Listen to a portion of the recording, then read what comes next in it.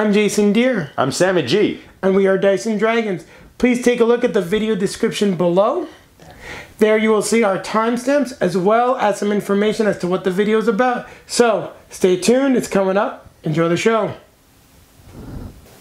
What up, gamers? Today on Dice and Dragons, we are reviewing Massive Darkness, and this thing is massive. It's wonderful. It is a truly good game by Raphaël Guiton, Jean-Baptiste Lulien, and Nicolas Raoult. I had to use my cheat sheet. I apologize. They are the founders of CMON. Yes, they're CMON designers, so they work for CMON Games, and they also designed Zombicide. So those of you that are familiar with the Zombicide series will recognize their work.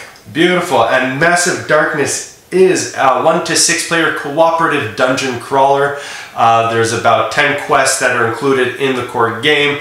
They're increasing in difficulty always, and you can play in either vignette style or more fun, the story mode. Yeah, so you can play the campaign style story mode where you get to take all of your loot and all of that experience that you've gained over the mission and carry it forward in a story. And the nice thing about Massive Darkness is there's a couple of different ways to play. And I know we've been trying to pull back a little bit from our playthroughs, but this game has a nice tutorial similar to Legends of Andor. So we're going to take you right into the tutorial of the game. So, as always, grab your drink, grab your buddy, wrap it around the game, and let's take it to the table. Let's take it to the table. You know, you did say the game was massive, but the box isn't quite as massive as Gloomhaven. No, Gloomhaven is definitely the winner of the big box, but this is quite a treat nonetheless. Yes, it is. Stay tuned. So let's take a look at everything that comes in the massive box for Massive Darkness. As you can see, we've just started setting up the tutorial that we're going to be playing to show you guys how to play the game, but we wanted to take a look at the components first. So as you can see, you get a lot of miniatures. The enemy miniatures are gray, while the hero miniatures are brown. Now, what CMON has done here to help you tell your heroes apart has included these colored circles as well as corresponding colored pegs that will go on your hero board so that you'll be able to keep track of where your character is on the board.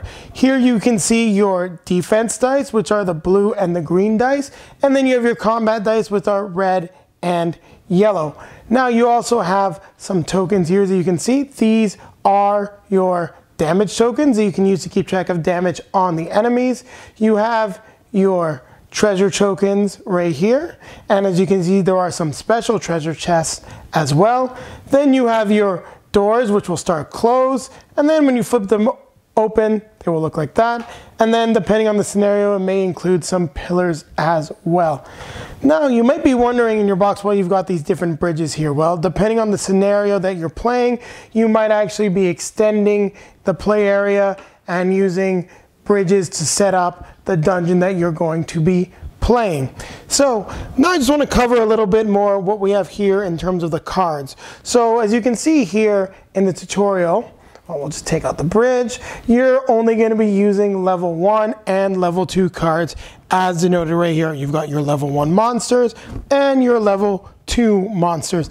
In more difficult scenarios, you're going to go all the way up from level 3, level 4, and level 5. Now, depending on what happens when you open a door, you might also encounter a greater roaming monster, which, as you can see, are some of these big baddies right here. And they are also the lesser roaming monsters as well. It just means that depending on the level that you're playing at, you're going to be fighting them at a different difficulty level. So for example, as you can see, you've got a lower level version of the Abyssal Demon, who you got right here, and then here is the higher level, more difficult version of the Abyssal Demon. And then as you go on your quest, this is your starting marker, this is the exit that you're trying to get to, and these are your 2 difficulty markers. Now, one thing you might notice if you're a fan of Zombicide is that the board has a little light and dark areas to it as well. Now that's because there are certain abilities that are effective in shadow, while other abilities are only effective in the light. So that is a big part of your gameplay. So when you're in shadow, you're going to have different abilities, and we'll cover that in the tutorial. Now you can see right here the character board and the pegs that will track your starting your HP. Here's your starting XP as well as your micro XP. Now, if I'm not mistaken, the micro XP is related to the overall like story campaign mode, and you'll find the rules for that, and we can give you some more detail on that as we get into how to play the game. So here on your board is you got areas for your starting equipment, for example. Well, here's where your armor would go. And then you would have what you can equip in your hand. So one long sword right here, and you could have an axe. Now you can have items that are dual wield, meaning you would only be able to have one item here. Sorry, not dual wield, I mean two-handed. So in this case, Owen, as you can see from this awesome card right there, the Paladin of Fury can easily dual wield two melee weapons, but if it was a ranged weapon for a bow, for example, he could only equip one item. Here, as you can see in red, are your door cards. So when you open a door, you're going to flip these over and they're going to tell you what happens, what occurs, and what you encounter behind the door. You also have your event cards, which are going to affect the way that you interact with the game as you're playing. And then, as you can see here, just as we covered already, all of the different monsters, and then all of the fantastic, amazing treasure that you can get for beating the monster of the corresponding level. Now, you also have the character pads. Now, what these are is these are your basic experience tracks. So if you're playing through a campaign, or if you're just playing through the different missions as a vignette, you'll keep track of your character's progress on this board. And you can see there's different level 1 abilities and level 2 abilities, and you get to decide that as you level up and move across the board. Now that's just really a basic overview of what you get in the box. Don't forget, you also get this gigantic rules and quest book, which will tell you everything that you need to know to play the game. So, Sammy G and I are going to sit down and we're going to take you through the tutorial and teach you how to play Massive Darkness. So, we have now set up the tutorial for Massive Darkness, and we are going to take this opportunity to teach you guys how to play the game. So, we just want to add one final element. That would be the library, which is the key and the quest objective for the first quest. We are playing the tutorial, Walking in the Dark. You can see your quest objectives here and your quest special rules listed below. Now, you'll see that there are these other circular tiles as well, and these are layers or artifacts. These are different items that you may be using in other scenarios. Now, the other items that we do not need for this part of the playthrough and tutorial are the artifact cards, which are very strong items. These will come into play in later missions. So, every hero, and we're going to refer to the handy back of the rulebook here, has a certain phase. So, you can do 3 actions during your turn. You can spend 2 movement points. Movement includes moving, opening a door, picking up. You can also perform a combat action, which would be engaging in combat with enemies. You can reorganize your cards or trade, which would take an action, which means you could change the equipment that you have on your hero board. You can get up if you've been knocked unconscious. You can choose to do nothing, which in later missions can be very valuable depending on the positions of the monsters. You can also transmute, which would mean taking 3 treasures of one type and then turning them into a higher level treasure. So you can take 3 level 1s and turn them into a level 2. Now, the other thing that you can do is at the end of your turn, you can spend 1 of your XP, if you have any, to use your signature ability based on your class. You can see that right here. So I am playing Owen, the Paladin of Fury, whose signature ability is Bodyguard. So, which means if any ally within 1 zone is attacked, place your figure into that zone and become the target. So I can jump in and defend my fellow allies. And then there's also my free class skill, Bulwark, which means any ally in the same zone as me gets an extra defense. So for example, if we were attacked right now, Sammy G's Whisper would get an extra defense. So Sammy G, who are you playing during this tutorial? I am playing Whisper, and Whisper is a Blood Moon Night Runner, which kind of slinks in the shadows and is all offense, baby. So it's going to be quite fun to play. Yes. Now, you can play different classes other than the suggested class with your hero. we're just playing as the suggested classes right now because that's the way the characters were designed. So we're going to get into the mission, and I have the first player token, so I shall start. So the first thing I'm going to do is move 1. I will spend a second movement point to open the door. I will then draw a door card and fulfill the actions on the door. So what this says is that in the first room there is no enemy but 3 treasure chests.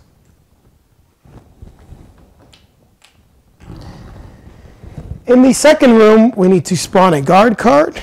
So we are spawning the Goblin Archers. So we will spawn 2 of the Goblin Archer minions and 1 of the boss monster. Ooh. I can't find right now, so you'll just take another archer. Okay. Well, here you go, Sammy G. Take a look and see if you can locate it while I continue the process. And then Sammy G and I were debating it, but we've decided that where the library is actually connected to this room. It seems to be the general consensus. So we will spawn 2 treasures in the third room. All right. So I have now completed 1 of my 3 actions. We'll just discard it right here. So for my next action, I am going to move into the room, and I will then spend another movement point to pick up. I will then pick up 3 of the level 1 treasures. So 1, 2, and 3. So I have picked up the Mage's Charm. I have the wooden ring. And I got a lucky find. Now the lucky find means I immediately discard this card and draw a level 2 treasure, which gives me the Cloak of Shadows. The hero is always considered to be in shadow mode, which can be very good for my hero, as he will always be able to heal himself 1 when he is attacked. So we have the wooden ring, which gives me an extra defense depending on what I roll. And then a very strong card, the Mage's Charm, which means once per activation, I can roll a yellow damage die, and I can deal that damage to an adjacent square or a square that is that I'm in. So as you can see, it's 0 to 2 range, so it can go up to 2 squares. So now that I do have the card equipped, I am going to use it on the Goblin Archers. And I got 1, so I will defeat 1 of the Goblin Archers, who, as you can see here, have only 1 health. Now, because we were playing with 2 players, we have spawned 1 boss and 2 mob monsters. So this is the number of players times 1. And as I have now, I still have 1 action left. Now, I could try to go in and engage the creatures, but I would just be spending my movement point. Important thing to know in Massive Darkness is depending on your character, unless you have a special ability, you cannot move out of a zone where there are currently monsters. So if I move in here, I will be stuck there. There'll be nothing that I can do. So I will instead spend 2 movement points to withdraw instead of getting stuck right there and fighting the monsters. And that will be my turn. Sammy G. Again, any of the good loot or no? Well, I'm pretty much keeping everything right now, so. Because I know that shadow armor would really help me out. It's also helping me out as well, but we'll see how it goes. We don't necessarily want to spend time to reorganize just yet. Fair enough. I guess I can go in, but I'm weak as anything, and I have no defense because I'm all offense baby. So I can. No, you don't. You've got defense from your sword. You got 1 and 1. You got the same D as me. 1, 2. My special skill for Whisper is I get an extra movement point per movement action. That's a character thing. So I'm going to move right in and try to attack using a combat action. So that would be 1 yellow. 1 yellow die. They have 1 blue for their defense. So as you can see, Sammy G is doing what the rules say, rolling both dice at the same time. I did not roll any dice when I engaged them because I was using a ranged special attack where I automatically dealt damage. And in this case, I do 1 damage. The Goblin Archers have just 1 health. So the second minion goes away and I get an experience point for defeating it. I meant to take an experience point for the 1 monster that I defeated earlier. So there's only the boss monster left. Which is this, but I also have a special ability where, no, it's only for the first attack of each activation. So I am not in shadow mode. No, and you're not in shadow mode either. You are in the light, as you can see from the torch right there. Well, that's too bad. So nothing happens. And what's going to happen in this case is that the boss is going to try to counterattack as it is the end of my turn. So he will attack with 1 yellow and I will defend with 2 blue. Yes. So whenever you engage a monster, if they are not defeated, they get the opportunity to counterattack. They will also then get the opportunity to attack you when it goes into the enemy phase. And in this case, I have successfully blocked all incoming damage, nobody is hurt, and that would be the end of my turn. Okay, so now we're going into the enemy phase. And as you can see here, the enemies do different things. So the first thing they try to do is to attack a hero. As our Goblin Archer leader is here, they will be able to attack Whisper. Now, if they could not attack Whisper, for example, they would then try to move. If Whisper has been in this space, they would then try to attack the hero. If there was no hero in the space, they would then move again. The enemy can only move 2 times. And now actually, just thinking about that, I realized that Samurai G and I did make a mistake. When you do draw a guard card, you are supposed to equip the boss with a nice weapon.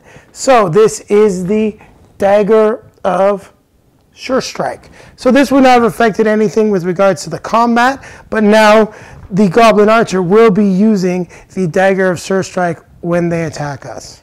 Okay, so in this case, they're going to attack, so it'll be 2 yellow to my 2 blue. Yes, as they do not need to move, they will engage Whisper directly. And the Sure Strike allows a reroll for a blank result, so I will follow it. And even though that really sucks, I actually managed to block 2 out of the 3 damage, so I will take 1 hit. And there we go. So, as you'll notice here, the Goblin Archers do have a special ability. So, on the dice, you have the blast symbol, which would let you trigger the special ability of +1 damage. However, this is a ranged only ability, meaning Whisper would not take the extra damage. However, in other cases, Whisper would be taking that damage. So now do they attack again? No, they do not. That is the end of their turn. They get 1 attack on the hero. So that was not so bad. Okay. As you can see from the enemy phase here, once they've attacked a hero, they do not get to go again. There is also a list of target priorities, so you would just follow the target priorities if there is the opportunity to engage multiple heroes. We then would go into the experience phase, as we do not have enough experience to spend to level up our character with the different skills, as you can see here. And an important thing to note in Massive Darkness is when you level up to a higher level skill, it replaces your existing skill. So what you can see right here, for example, with the max health skill, you would have to be at level 3 in order to spend 10 experience to get 2 max health, and that would supersede your enhanced health. So you also do have to level it up sequentially. You can't just jump ahead to max health. You have to get each skill in turn.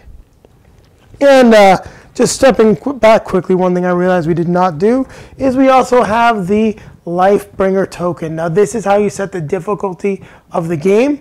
You, in a typical difficulty, you would set 2 tokens on it. That means your characters have 2 lives. So whenever a hero is defeated, you would remove one of the tokens and be able to bring them back to life. So if you're having a tough time on a mission, you want a little bit more flexibility, you could go up to 5, 7 if you like. It's really up to you, but the game suggests having 2 tokens. So now in the last, I have already taken my first player token, but before we go into the next turn, we will resolve an event that is the next phase. And this says, oh, spot a roaming monster. and place the enemy in a zone with a token of the current level +1. So we have spawned the Lily-Arch, a lesser roaming monster. Her health, as you can see here, is ×4, so it's 2 × 4. So she is 8 health, and she will be spawning in the other area, and we spawn them on the level token as it was stated on the event card. Perfect. So that is the event phase, and that's a big, big thing. And then we also, she's a level 2 monster. We shall equip her with her level 2 treasure. So she also gets access to the Sword of Might. Perfect. Ooh, that is a big, big weapon. Okay, so now in my turn, I'm going to try to finish off the goblins. So what I will do is grab my yellow to his blue. Do I have an extra yellow? No, I do not. And let's see how this goes. And I blow him away. Yep. So he dies. And when you defeat a boss monster in this game, as you can see right here on the helpful game guide, on the back of the rule book, when you defeat a boss, it is +3 XP to all heroes. For those of you that are familiar with Zombicide, you'll know that when you kill enemies, it's individual experience. The way the game has been designed is really so that as you move through the dungeon, it gets harder and harder, and everyone really gets a chance to level up together. One of the biggest complaints about that game. So we both have a total of 4 XP now. And next for my second action, I will move. So I will pick up with my second movement point. I will draw 2 treasures. We will also then pick up the library, which is our quest objective for this mission. So it is the key, and he will also gain 3 experience points. If you refer back to the quest guide, you will see when the library token is picked up, discard it and give 3 XP to the hero. So that means the hero that picked it up. So I don't want to necessarily spawn any more creatures at this point in the game. So instead of just opening up the door and moving out, I'm going to actually hightail it back and take the long way around. Okay. So it was 1 to move in, 1 to pick up. My third, using my skill, will be back. That was my second action, and I will move again. So 1, 2, 3. And that is a very wise move, considering we have spawned the lesser roaming monster that can be very difficult to beat at this point in the game. So that has been my turn. Yep, perfect. So it is now my turn, and I am going to move towards our lesser roaming monster. But she's quite difficult. And right now that we've got the key, our goal is to get past her and get to the exit. Are you sure you would like not to trade while we're occupying the same space? I have a great sword for you, which will give you a red. Well, that is also a very good, good opportunity as well. So you know what? Why don't we trade? So I will offer you the leather armor and the wooden ring. You sure? I really need to be in shadow mode. Okay. Well, you know what? Let's do it. Let's give you the cloak of shadow since you've been eyeing it so badly. Yeah. And I will keep the wooden ring then, because I'm going to engage directly with our lesser roaming monster because I got the nice red die. Yeah. So the first thing I'm going to do is spend my 2 movement points to get close to her. And then I'm going to activate the Mage's Charm to deal automatic damage to her. Not great. We deal 1 damage to the Lily-Arch. Perfect. Okay. I will then spend 1 movement point to engage with him. Also, we're going to just flip the level token over. That's just to show that the level is now activated. So once you get into this space, you're on the tile with the new token, everything goes up a level. So anything that we would do right now would be level 2. So for example, if Whisper opened that door, any guard spawn would be level 2 guards.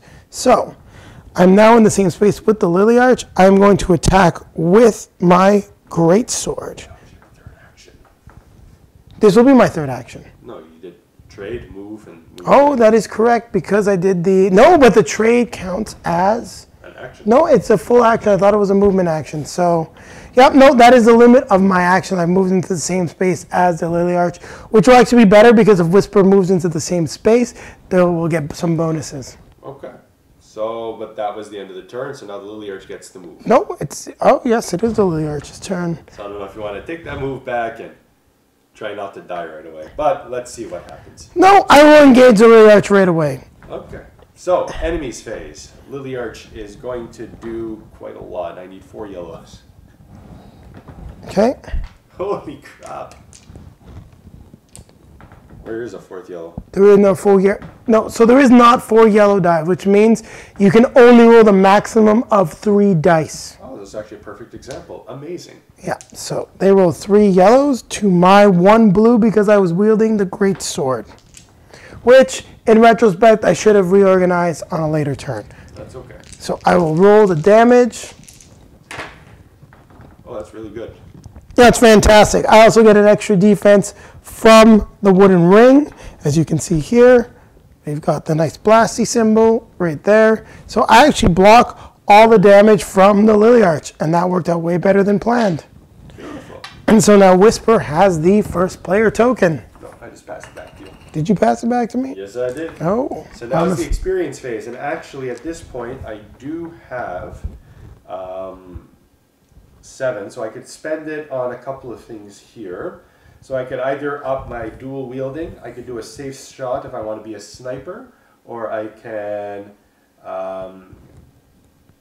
add something to my shadow mode, which means if I am in the shadow, which I'm currently in, the defender has -2 little shields on it, so I could do more damage to it easier. Considering that I do have the Cloak of Shadows, that is something, the sneak attack that I would like to do, is to try to kill it a lot faster. So I'm going to upgrade, and I now have sneak attack. Yes. So as we're just playing the tutorial, we're not actually going to be marking up the sheets, but as you can see, you do have multiple sheets in the booklet, so when you're playing a longer game, you can do that. You can also print out the sheets at CMON's website if you need more of them. And now we're going to do the event phase, unless you want to buy anything. You can't. No, I cannot, because I only have 4 XP. Spawn a guard card. Place the enemy in a zone with the current token of the current level -1. So it would be spawning on me, actually. All right. And we get Orc Flayers. Oh, man. So they're the ones with the swords or the axes? I think you just grab some orcs. And I will try to find this guy. Oh, there are these ones here. There's the Orc Flayer, I believe.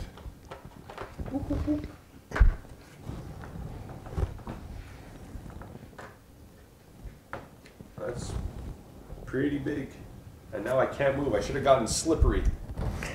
Yeah, so Whisper does have an ability called Slippery, which would actually let them escape from the zone with the monsters, because in Massive Darkness, if you're occupying the same zone as the monsters, you are not able to move out of the zone. So now I'm kind of, well, we'll see what happens. I'm pretty powerful-ish for now.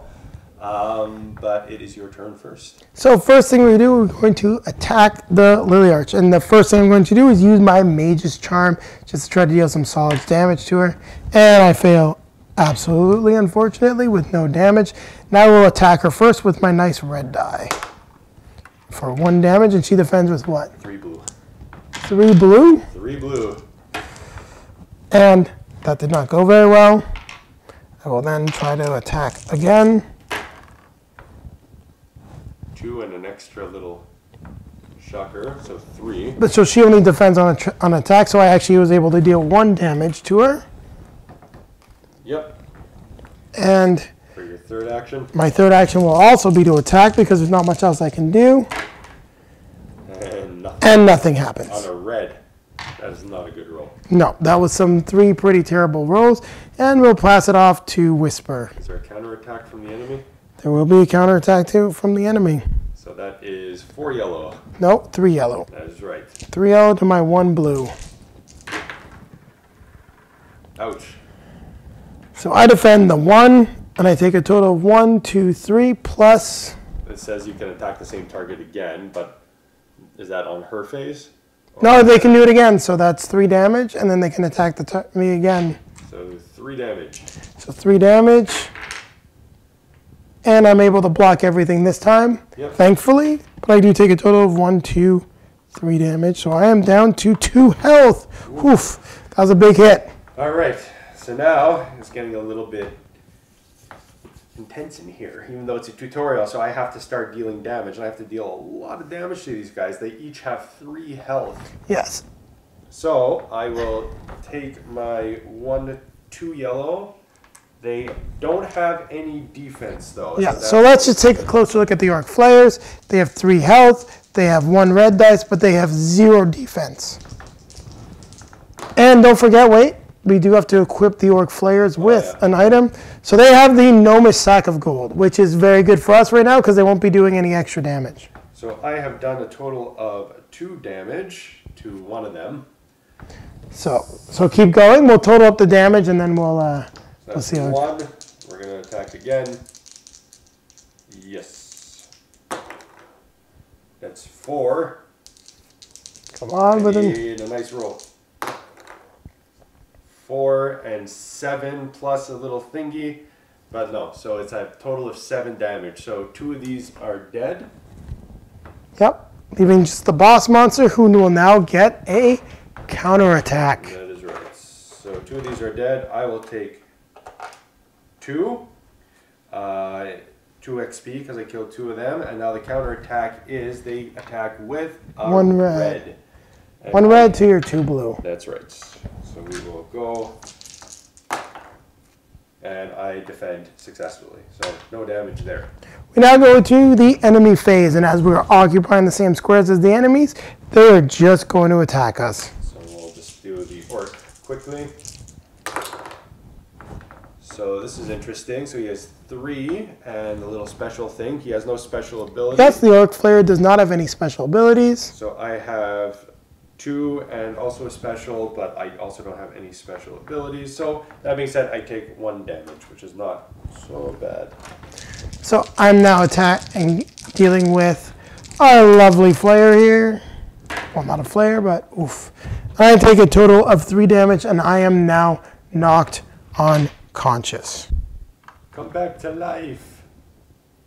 So during my turn, I will be able to make a get up action. But we'll double check the rules right now, and we'll be right back just to go over what happens for a get up action. So as you can see, Massive Darkness is not an easy game. No, it's kind of fun though. I always like these types of games, but we'll get that into the review. So we are back, guys, and we've just double checked the rules. So it's not actually a get up action. It is just going to be me reviving. So at the start of the next phase, I will take off one of the tokens from the Lightbringer card, and I will be back into the fight. But now that the enemies have acted, we need to move into the event phase. So for our event card, it was, this is not so bad. Place 2 normal treasure tokens in a zone with the current level token. So, yeah, so they would go right in the same zone as I'm in right now. I will now discard one of the tokens as I return to life. So now Whisper will take it over because Sammy G is the first player. So what I will do is try to finish that guy off. I have, again, 2 yellow. They have no defense. So hopefully I just need 2 hits here and he dies. I get 3, so he gets blown away. Nice. So that being said, I will get this lovely gnomish gold sack. He goes away. And what I think I'll do here is 2 transmorph. So I have 3. Yeah, you can transmute. And switch that to a treasure 2 because I want to go all out onto the big baddie, and I get a war mace. So Sammy G was able to do that because he has the gnomish gold sack, which counts as 2 tokens when it comes to transmuting. Sorry, 2 treasures. So now what I can do is use for my last action, 1, 2, 3, to help my buddy out here. And then at your turn, you can try taking some of this better equipment. So what I'll do then is I'll start my turn with a trade/reorganization action. We will swap that out. Maybe give me the longsword. Oh, yeah, I can give you back the longsword. Good. I will then use my Mage's Charm as my first attack on the Lily Arch, and it is a big fat nothing. That is par for the course today. So now I'll be attacking with a red and a yellow, and they are defending with 3. And they block everything. They block everything. We'll try again. And ooh, finally we've got something. Oh, and I actually did not notice something about the War Mace. If my attack does not wound the enemy, I'm actually allowed to re-roll. So I would have been allowed to re-roll my previous attack. Oh, okay. So at this point, the enemy takes 1, 2. So the enemy would take 1 damage. Perfect. Yeah, I don't think you would re-roll in that case because you still hit a hit. They just defended. No, but does not wound the enemy. Oh. So I did not wound the enemy. So the enemy in the previous attack had rolled 3 defense, if I'm not mistaken. I don't remember. So, but we'll make it hard just because we made a mistake. 3 defense, take a roll. It's 3 hits, but with a solid defense like that, nothing gets through. Nothing gets through. Perfect. So that would be your turn because we traded and you attack twice. Yeah, so now the Lily Arch gets her nice large counterattack against my pitiful defense, and we'll see what happens. And we'll re-roll the dice. And it's even worse. 5. So that's 5 damage. And she can attack me again. Oh! But don't you die with 5 damage? I do actually die with 5 damage. Did you actually hit 5? Like you didn't? Yeah, no, I didn't block anything. Oh my god. No, I blocked, but I still took 5 damage. Okay. We also forgot to add the 3 experience points from killing the boss dude. So you can still take 3 experience points. Should we just, yeah. No, take your 3. It's okay. It's fine. No, that's where we got this. And I am downed again. But I'm still alive. Ha ha ha ha for now. And then it is the enemy's phase. So now she's going to kind of turn that nastiness onto me. So Yep. she has 3. I did not switch my longsword out for my dagger, which would have given me an extra defense, which is kind of what I wanted. But anyways, I still have 2 blues here. Yep. Which is not the end of the world. And let's see what happens. I get absolutely nothing, and 3, I am down to 1 health. No, were you at 3? No, I was at 4. Oof. So I'm down to 1, and I'm survived. I've survived. Woo-hoo-hoo. We are almost dead here, ladies and gentlemen. We are almost dead. So now we go to the event phase, something good. Inflict 2 wounds to 1 enemy in a shadow zone. That's not bad. So she takes 2. That's very good, and I am back in the fight. For the last time, maybe. And I am the first player. Yes. So that means I get to attack her first. But before we do that, we also want to spend the experience points. So I am going to maybe do slippery and just run out. Does that win us the game because I have the key? Or No, I also need to be able to exit as well. So in which case, I will do dual wielding because I already have sneak attack. So I will actually do max health. So my health will go up to 6 just because it's not really been my thing. So I'll spend 5 and that'll take me down to 2. Perfect. All right. So let's see what happens as I attack with my nice war mace here. I am standing back in the fight. Don't you get other bonuses, or I get the bonuses because you're there, but before you die? Well, I can also heal when I attack, but she's just been knocking me out. So yeah, there's really been not much of a good opportunity here. So All right, let's go. See what. Oh wait, first things first.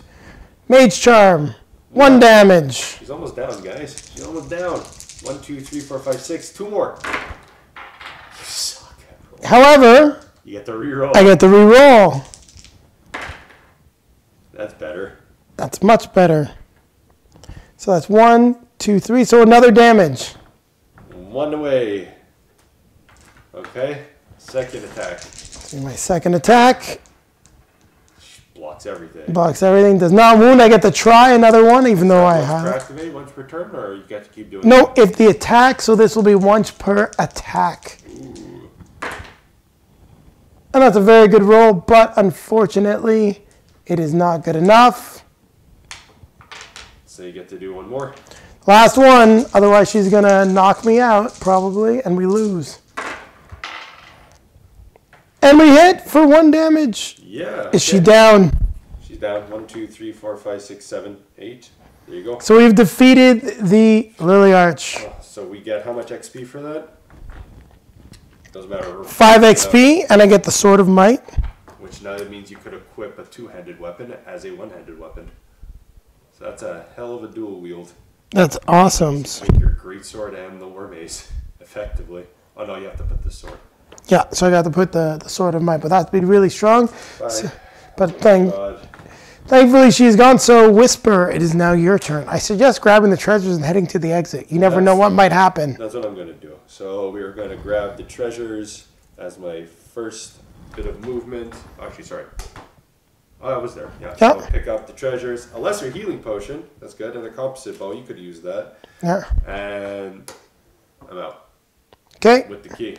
So now Whisper has done 1 action. So you can spend you can trade, you can transmute if you'd like, or you can spend your other 2 turns doing nothing. Just in case I'm going to get screwed, I'm going to use the healing potion because I'm at 1 health. That's a very good idea. And just get up to 2.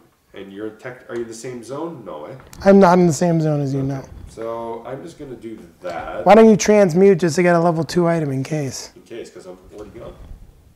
But why not? Let's see what we get. A level 2 longsword. Sure, why not? I get a red dice. Ooh. Yeah. Okay. So now we still have to go through the enemy phase. There is none. The experience point, I don't really need anything. And right now, what we have to do is do the event. If there are already roaming monsters in play, activate one. If not, spawn a roaming monster card. Place the enemy in a zone with the token of the current level +1. Current level if +1 not present. So we now actually have to fight another roaming monster. We're at the exit.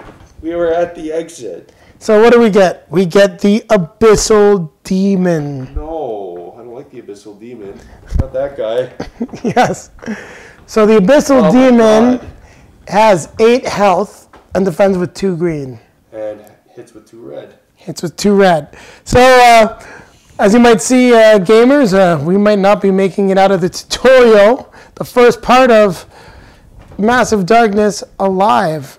Why did both people have to be there? I got the key. Bye. God. Like I said, it's the way it works. It makes it a lot harder. And what treasure does he have? Oh, that's perfect. He has the Elven Shield, which he's now able to use. So he defends with 2 blue and 2 green. Yeah, sarcasm. Okay. So as I got the Sword of Might, I'm attacking with 3 dice. So hopefully this will go well. So I don't know. I'm gonna move. So I guess I gotta do this. All right, Abyssal Demon. Let's do this. I am so frustrated. 1, give me a red at least now. Yep. What else? That's it. Okay, and he. But if if he counterattacks you. Well, it doesn't matter. It doesn't matter. Why? Oh God. And nothing. I get a defender -1 skill here. But he's rolled 4 defense. And you roll something else. Oh, that's just attack. Okay. Okay, roll again. I can't believe he got the shield.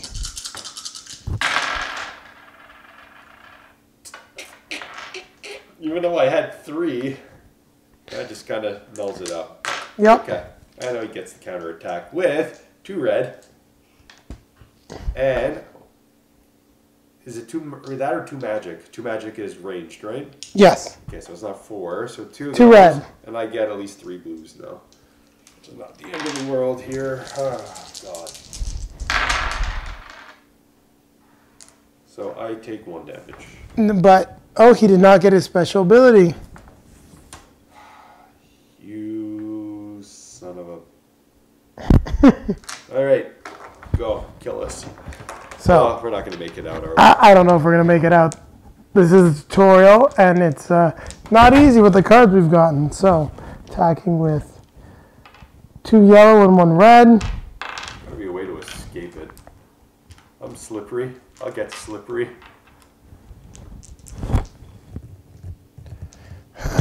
Let's see how this goes. So, I get to re-roll my attack because I did not wound him. You're not going to wound him. He has 5 defense. Are you kidding me? No. Nothing.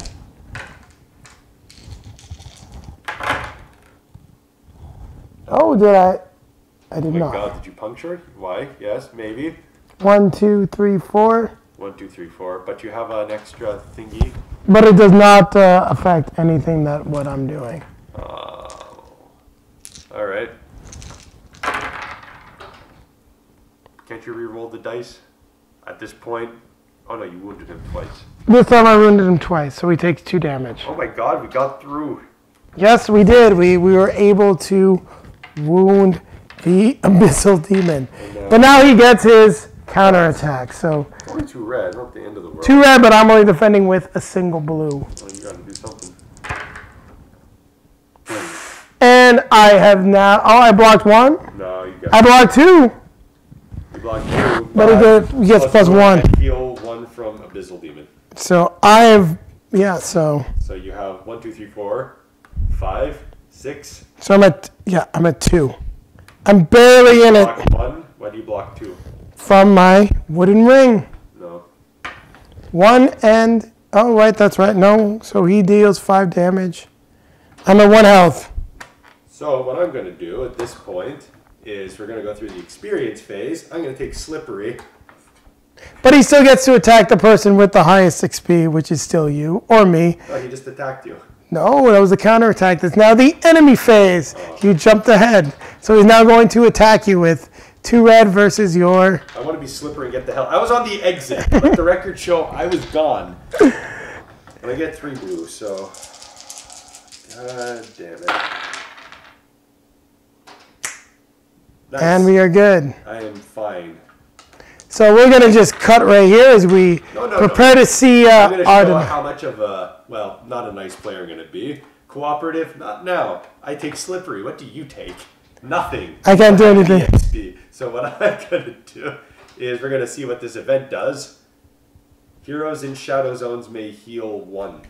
Yay! Hey, cool. That was not a bad event. Yeah. And, well, you do get to go first, actually. So let's see if we could just knock this out. I don't think we're going to be able to knock this out, so... Well, let's just try it. And if not... Fine. Well, if I get counterattacked, I'm pretty much done. Nope. He defended everything. 1, 2, 3, 4. The enemy has 3. That's I counted right. 4. No, he had that too. Oh, I didn't see that one. No. But I get to roll again. Ooh, 1, 2, 3, 4. But he still has higher defense. Okay, so that's 1. But don't you get to heal, or do you have to wound every attack? No, I can heal 1, actually, every attack. There you go. So you get to heal 3. And nothing. 1, 2, 3, 4. No, nothing. No. To heal 1. There you go. Yay, Shadow Zone. This is why they call it Massive Darkness. Nice. 1, 2, 3.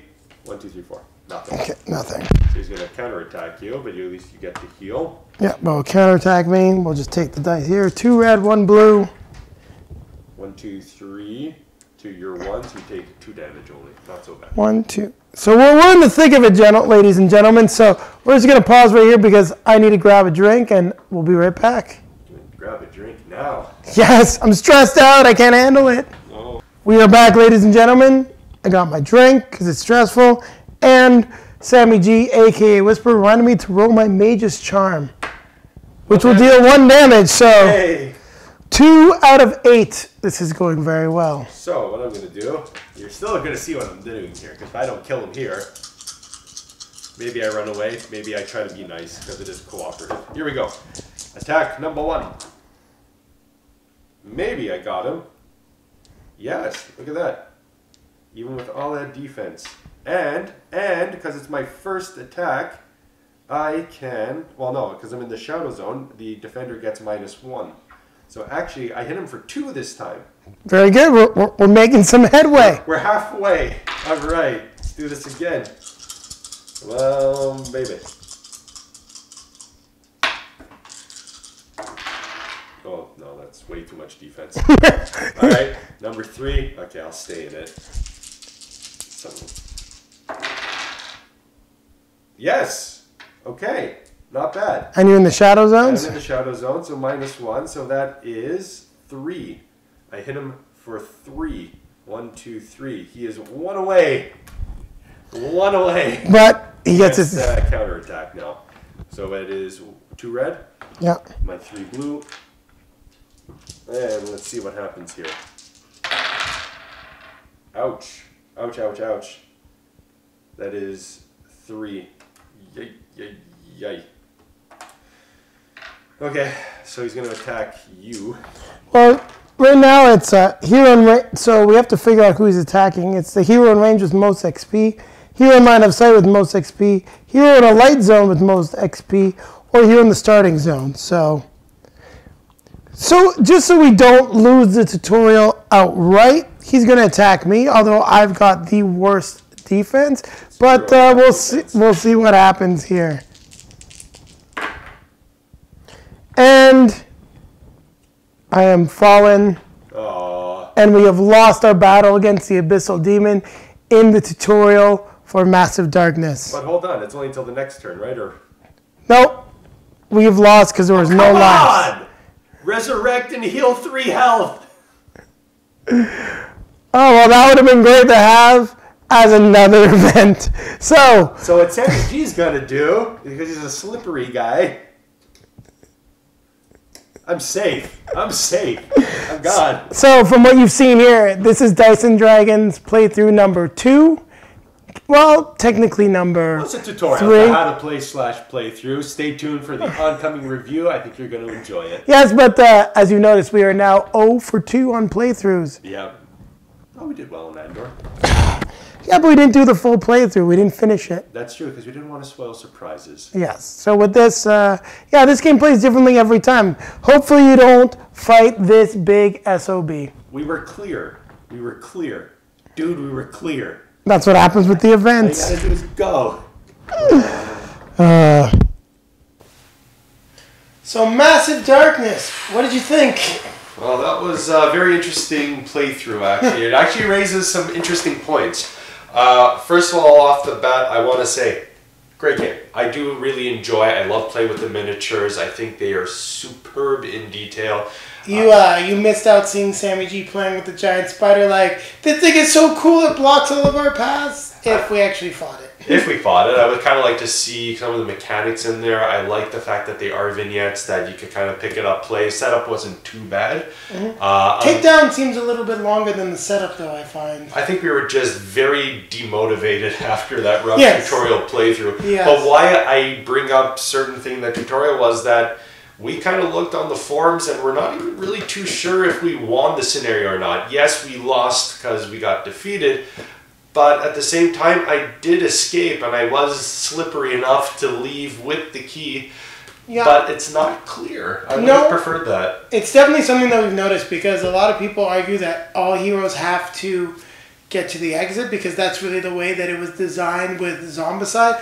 More often than not, the game would end with maybe 2 or 3 heroes guarding the door and trying to let the other heroes race away from the enemies to get there. What we found very difficult in this game is we don't have that option, because once you're in the same space as an enemy, you cannot disengage. And that brings me to my second thing that I really don't like, is that even in Conan, even if you're in the same space as other enemies, you're hindered. You're not completely paralyzed from leaving the space. Now, I know we could say that they're bigger monsters, they're stronger, but I mean, come on, the fact that it's spawned on our heads and then you can't leave when you're 2 spaces away.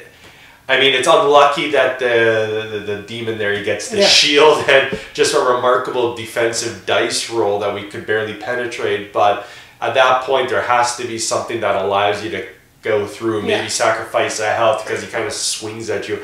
But to be absolutely stuck and no way to do it except for my character, which has the ability, I didn't like that very much. No, it's one of the challenges of the game, and it brings up another question: is this a good two-player game?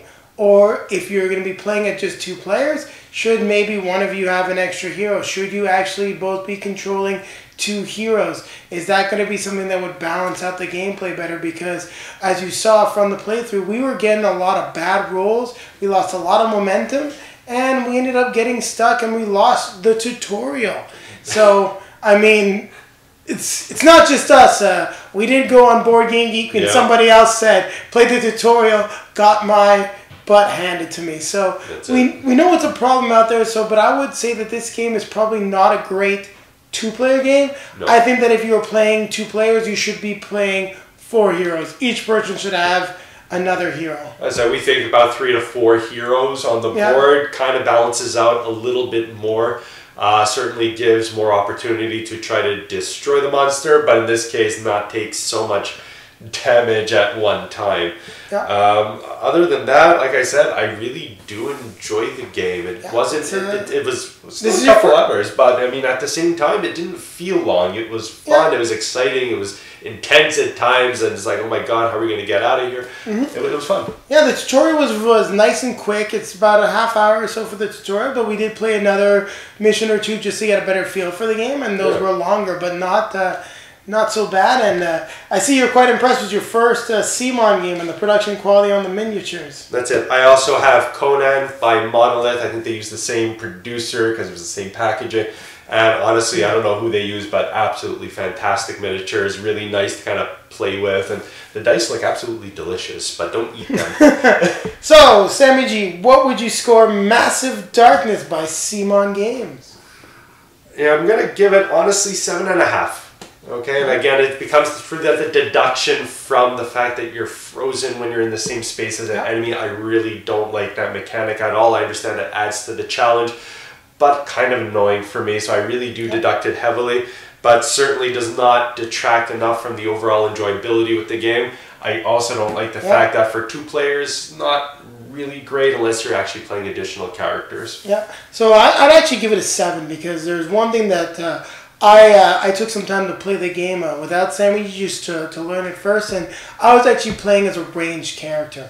And now what becomes a really big problem in this game, because you cannot necessarily escape from a space when you get attacked, is that if your ranged character gets locked in the melee and you do not have a melee weapon, you are essentially SOL. So I'm going to give it a 7. I do like the fact that it encourages team play, but once again, if you're playing with 2 characters and someone gets stuck behind or monsters spawn on your head, as we've seen in certain scenarios, there is a door card where monsters will spawn in your space. So think about that. You're a ranged character with your bow out, then you're not going to be able to do much. So that's why I give it a 7. And as Sammy G said, it doesn't feel very well balanced as a 2-player game. And when you look at other games that you can play, like Conan at 2 players, you can play Descent at 2 players, the games just feel a little bit more balanced. Even Legacy of Dragonholt takes into account the fact that with 2 players you got to do things a little differently, and I don't think Massive Darkness does it. No, honestly, I think we're on the same page on this one. It is a truly massive game. We did play a couple missions, which was really fun. It has 10. I really look forward to seeing how the story mode works into the vignette that we were playing. Just to kind of be fun if you get all sorts of good loot, you get lucky at the kind of first mission. It'd be nice to carry that forward along the missions with you. Any final thoughts? No, I think you summed it up. We're definitely going to take a look at the story mode. We do have a bunch of the expansions for Massive Darkness, so you might be seeing us do some short videos reviewing maybe some of the other quests, taking a look at some of the Kickstarter exclusives, but right now we really just wanted to cover what you would get in the retail packaging of the base game of Massive Darkness. So that being said, if you liked what you saw, please comment. We'd love to hear your feedback as always. Please subscribe if you love the channel. Always put up that like. Keep viewing. And as always, grab your drink, grab your buddy, and if you're looking for our social media channels, they're down below as well. There you go. Keep playing games. See you next time. See you next time.